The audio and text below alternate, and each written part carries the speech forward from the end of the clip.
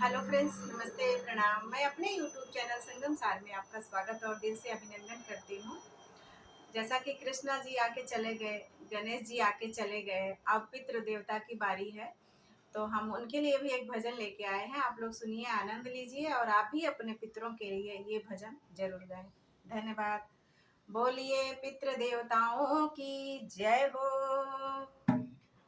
जय हो तुम्हारी पितर देवता।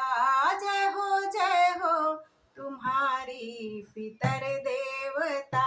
मेरे सर पे हमेशा तेरा हाथ रहे। मेरे सर पे हमेशा तेरा हाथ रहे।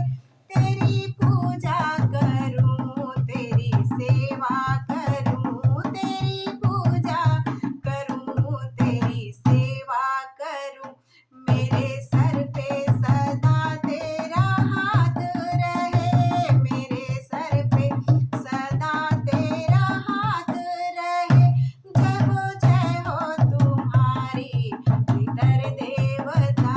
जय हो तुम्हारी पितर देवता।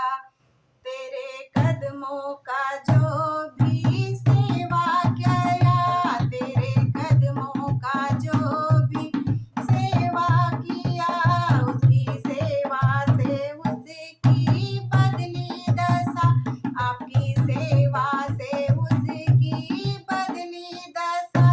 तेरे चरणों का बन के सेवक रहूं, तेरे चरणों का बन के सेवक रहूं।